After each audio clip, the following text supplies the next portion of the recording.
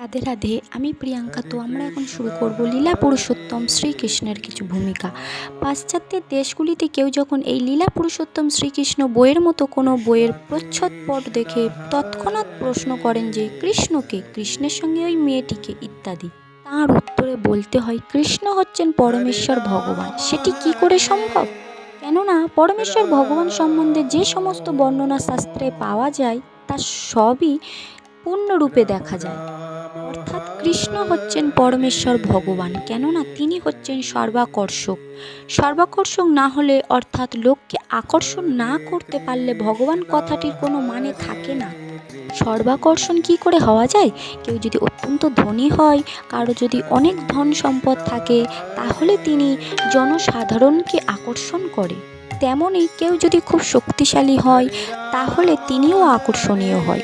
এবং যদি দেখতে খুব সুন্দর হন, অথবা জ্ঞানী হন, অথবা ধন সম্পদের প্রতি নিরাসক্ত হন, তাহলে তিনি আকর্ষণীয় হন। সুতরাং আমাদের ব্যক্তিগত অভিজ্ঞতা থেকে আমরা দেখতে পাই যে ঐশ্বর্য, বীর্য, যশ, শ্রী, জ্ঞান এবং বৈরাগ্য এগুলি হচ্ছে আকর্ষণের কারণ।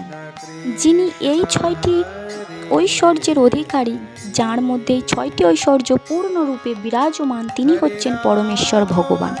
ভগবানের এই ঐশ্বর্যগুলি বৈদিক শাস্ত্রের মহান আচার্য পরাশর মুনি বর্ণনা করে গেছেন।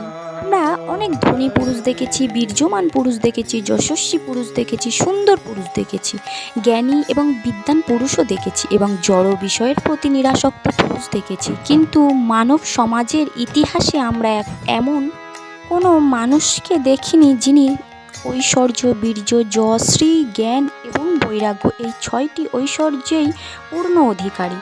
পরমেশ্বর ভগবান শ্রীকৃষ্ণ হচ্ছেন একজন ঐতিহাসিক পুরুষ, যিনি আজ থেকে 5000 বছর আগে আবির্ভূত হয়েছিলেন। তিনি 125 বছর এই পৃথিবীতে অবস্থান করেন এবং ঠিক একজন মানুষের মতো আচরণ করেন, এবং কিন্তু তার কার্যকলাপ ছিল অসাধারণ। তার আবির্ভাবের ক্ষণ থেকে তিরোভাবের ক্ষণ পর্যন্ত তার প্রতিটি কার্যকলাপ ছিল অতুলনীয়, এবং তাই পরমেশ্বর ভগবান সম্বন্ধে যার একটু ধারণা আছে, তিনিই স্বীকার করবেন যে কৃষ্ণ হচ্ছেন পরমেশ্বর ভগবান। কেউই ভগবানের সমকক্ষ নন, এবং কেউই ভগবানের থেকেও মহৎ ভগবান নন। ভগবান এক এবং অদ্বিতীয়, ভগবান হলো মহান।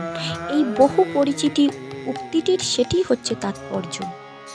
কৃষ্ণের জ্ঞান এতই পূর্ণ যে তিনি লক্ষ লক্ষ কোটি কোটি বছর পূর্বে তাঁর অবতরণের কথা, সমস্ত কথা মনে রাখার জন্য তিনি অর্জুন একজন সাধারণ মানুষ হওয়ার ফলে তাঁর স্মৃতি এবং জ্ঞান কাল এবং স্থানের দ্বারা সীমিত।